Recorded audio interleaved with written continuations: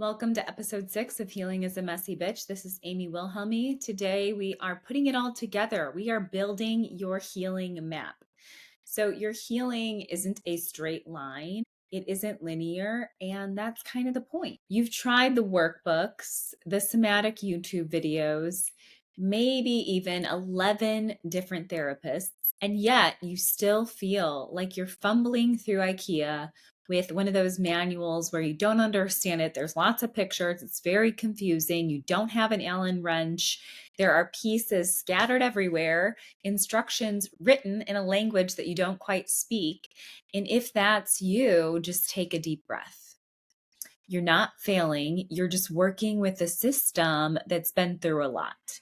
And it needs more than one tool to rebuild. So today I'm breaking down how to create a flexible, integrative roadmap for healing using ketamine-assisted psychotherapy, EMDR, EFT, and trauma-informed sex therapy. And spoiler alert, it's not a straight line, and that's actually the point. So part 1 of this is one brain, one body, but many wounds. So here's the truth.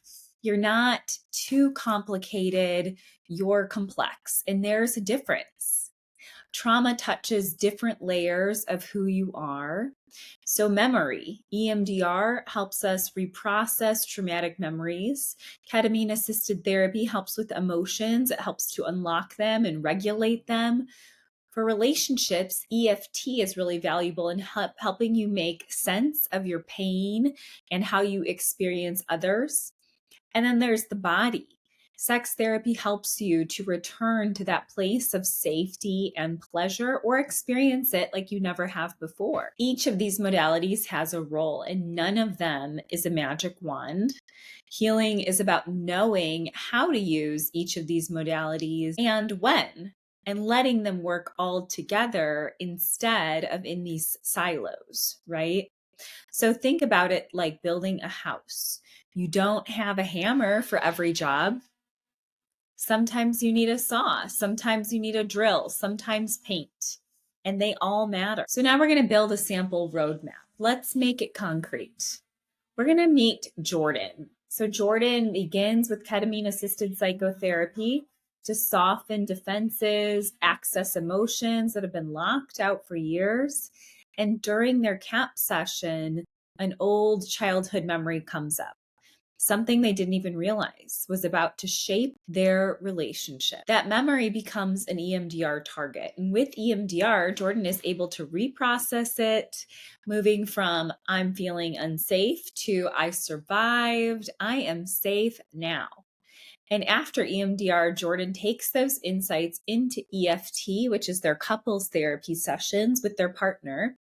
And they learn how to say things like, when you pull away, I panic because it reminds me of being abandoned. And suddenly, the fight isn't just a fight, but it's a chance to rebuild or build deeper safety and intimacy within the relationship. As the safety builds, Jordan finally feels ready to begin sex therapy. They start slowly with body reconnection exercises, non-demand touch, and permission to rediscover what feels good. This isn't a checklist, it's a spiral. Jordan circles back to EMDR when new memories surface that are bothersome. They revisit EFT when relational triggers flare up. They pause sex therapy when their body says not yet or no, and then they start again. Because healing isn't linear, it's layered, it's forward, it's sideways, it's backwards, it's forward again. It's kind of like a roller coaster. And that doesn't mean that you're stuck. It just means that you're doing it right. You're digging in, you're doing the work, you're committing to the work, and you realize that sometimes it comes back up again. So when we talk about personalizing your path, how do you know when to start? How do you know where to start? So try asking yourself some of these questions. Do I feel safe enough to feel? Maybe start with ketamine-assisted psychotherapy. Am I stuck in the same trauma loop? Maybe that's where EMDR comes in. Are my relationships the main source of my triggers? Maybe we're going to explore EFT. Is my body shutting down intimacy or pleasure? Maybe we're going to begin with sex therapy. You don't need to do it all at once. You don't need to do it in any specific order.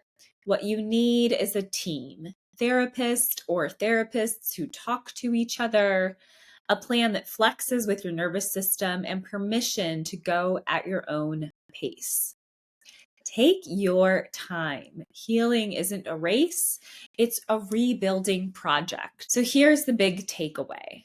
Okay, your healing map isn't supposed to be a straight line. It's not supposed to look like anyone else's. If anything, the zigzags mean it's working. I always like to say that it might get worse before it gets better. And every loop back is a chance to deepen, it's a chance to integrate and reclaim a little bit more of yourself. Coming up next, we're going to deepen this practice. We are going to dive into real case examples. We're going to talk about relational repair because healing looks different for everyone, as it should. So subscribe, share this with your therapist, your bestie, and drop a spiral emoji in the comments if your healing journey has ever felt more than just a straight line. Because healing, yeah, it's still a messy bitch, but also it's your path. Amy Wilhelmy, I will see you next time.